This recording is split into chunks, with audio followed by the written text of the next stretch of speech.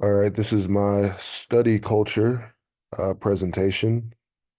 For the presentation, I've decided to do the culture of the people of the Falkland Islands, otherwise known as Kelpers. Um, and yeah, we'll get into the introduction. So the Falkland Islands are a remote British overseas territory located in the South Atlantic Ocean, which is about 300 miles east of Argentina. The population is around 3,500 people, and most of them are descendants of British settlers. The term kelpers comes from the abundant kelp seaweed found around the islands. And politically, they are they have the same sort of policies as the British people, but they've developed their own traditions over time due to their isolation and their rural lifestyle. So this presentation is gonna get into their traditions, their language, lifestyle, cuisine, festivals, and the challenges that they face. So we'll start with some historical and cultural background um, and their settlement history. They first settled in 1774 by Bougainville, uh, who at first named the islands the Malouines.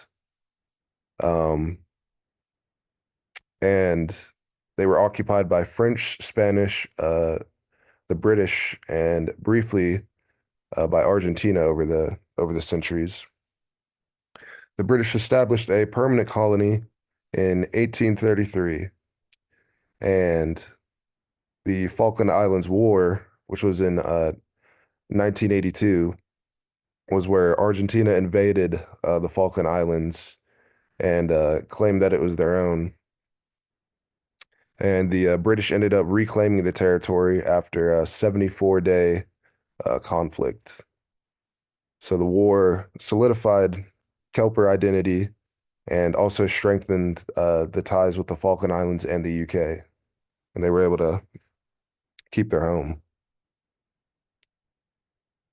All right. So for their language and their communication, they they all speak English, but there are British influence accents uh, similar to rural parts of the UK. There are u unique local expressions. So some of them like smoko, which is tea break with snacks, camp, which is the countryside outside of Stanley, which is the main city, and then cheeky, which is like playful or mischievous. And you'll commonly hear that with yeah, British people slang. And there's also some Spanish influence. So there are some Spanish words that are used due to the trade and the historical interactions with South America. And there's also a small Spanish-speaking community just because of the migration from Chile and Argentina. So traditional and modern lifestyle, the rural life is there's a lot of Kelpers that live on large sheep farms on the countryside, which is again what is called the camp. And then there's farming families that are pretty much self-sufficient. They provide for themselves with homegrown produce and imported goods. And then the urban life, Stanley is the capital, um, and its population is about 2,500 people, and they have this unique infrastructure that pretty much all the houses are designed with, and there's shops, schools, and medical facilities that are available, but they are limited due to isolation. And working economy, sheep farming is a major industry, and it produces high quality wool. And there's a lot of fishing, and that's the largest economic sector. And there's exports that are mainly going out to Europe and Asia. And for clothing and lifestyle, there's practical and weather-resistant clothing due to cold, windy weather in the island. The Kelpers will sometimes wear things like waterproof jackets and boots.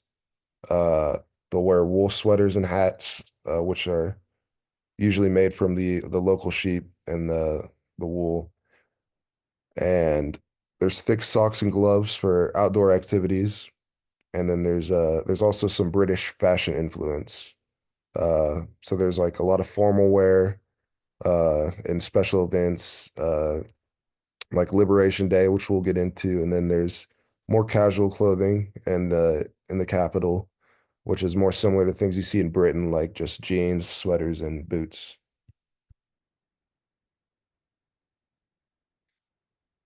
For local cuisine, there's it's a lot of traditional British influence. There's hearty and there's based on meat, potatoes, seafood. But there is some local dishes, which is like mutton stew, which is usually made from the locally raised sheep. And then again, there's a lot of fishing, so there's a lot of seafood, squid, fish, and lobsters, which are all commonly eaten. Then there's the smoker tradition, which is where they do tea breaks that have scones, biscuits, and cakes. But due to the isolation on the island, there's a pretty big limitation on the fresh fruits and vegetables, so they'll get things like that imported. For festivals and celebrations, they have Liberation Day on June 14th, which celebrates the end of the 1982 Argentine occupation. And they have a parade and a memorial service. And there's the Queen's birthday, and they do celebrate some British holidays, which is a way that they can, reflect their own loyalty back to the UK. They also celebrate Christmas and New Year's, so their families all gather together for the British Christmas dinners, and then they do fireworks and other celebrations on New Year's Eve. Local events, there's an annual sheep shearing competition, which is a major event in the farming community, and they also have the Falklands Marathon, which is a growing international race in the islands. So music, art, and entertainment. Uh, for their music, traditional British folk music is used over there. There's influence from military bands due to historical ties. A lot of the Kelpers enjoy rock, country, and pop music. There's arts and handicrafts. There's wool-based crafts and knitting that a lot of them do just because of the amount of sheep that are on the island. And then there's art. Some of the artists focus on like nature, landscapes, and other things that are inspired by the island's wildlife. Entertainment, there's local radio stations, and yeah, some of the TV access is limited. And there's fishing, hiking, and also horseback riding, which you see a lot. For their religious beliefs, it's Christianity is the dominant religion. They have the Anglican Church, the Roman Catholic, then there's other Protestant groups like evangelicals and Methodists. Uh, they're basically, yeah, the churches are community centers, especially in the main city. And then they have all the religious holidays with Christmas and Easter and all of those. So some of the challenges that they face with cultural preservation, the geographic isolation, obviously, traveling to and from the Falklands is pretty limited because there's only one airport in Stanley. There's a high cost of imports with food, fuel, daily goods. For their identity, it's tough to maintain sometimes, especially while adapting to the more modern influences. But there is definitely a strong sense of British loyalty among all the people there.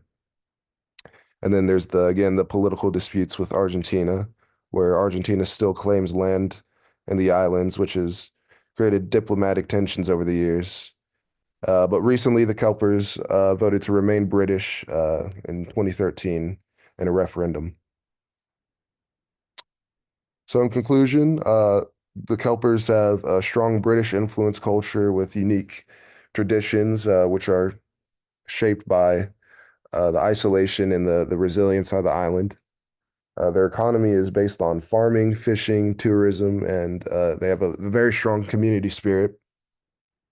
And cultural identity is a huge thing for them, and it'll remain important uh, despite the modernization and the political tensions with Argentina.